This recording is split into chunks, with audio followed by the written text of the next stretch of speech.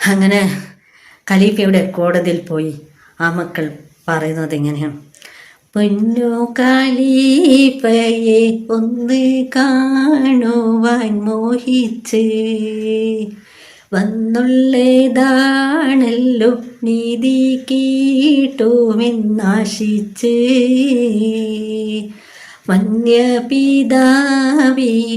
നിന്യമായിവൻ കൊന്നല്ലോ, വല്ലാത്ത വേദന ഞങ്ങൾക്കെല്ലാം നാശിച്ചല്ലോ. ആ മക്കൾ ഖലീഫയോട് അവരുടെ സങ്കടങ്ങൾ പറഞ്ഞുകൊണ്ടിരിക്കുകയായിരുന്നു. അപ്പോൾ അവരുടെ വാക്ക് കേട്ട ഖലീഫ ഈ യുവാവിനോട് ചോദിക്കുന്നു, പിന്നെ ഇവർ പറഞ്ഞതൊക്കെ സത്യമാണോ? ഞാൻ കേട്ടുള്ളതൊക്കെ സത്യമാണോ എന്ന് നിങ്ങൾ ഈ കോടതിയുടെ മുമ്പാകെ നിങ്ങൾ തെളിയിച്ച് പറയണം, സത്യമായിട്ട് പറയണം.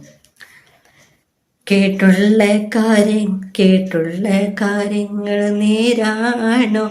ഇവർ ചൊല്ലിയതൊക്കെയും ശരിയാണോ? കൊല ചെയ്തേ കാതകൻ നീയാണോ? ഇവിടെ കൊല ചെയ്യാനുള്ള സബബാണോ? സത്യമായൊക്കെ തുറന്ന് പറയണം, സവിതന്താണിവിടത്തിലൊക്കെ മൊഴിയണം. ശൈത്താൻ്റെ വലയാണ് കൊലയെന്നതോർക്കണം, സത്യം പറഞ്ഞിടണം, എല്ലാം സർവമറിഞ്ഞിടണം. ഇത് കേട്ട യുവാവ് കോടതിയുടെ മുമ്പാകെ ഉമർ റളിയല്ലാഹു അൻഹുവിനോട് പറയുകയാണ്, കേട്ടുള്ള കഥ സത്യമാണ്, ഇവരൊക്കെ പറഞ്ഞ കാര്യങ്ങൾ സത്യം തന്നെയാണ്.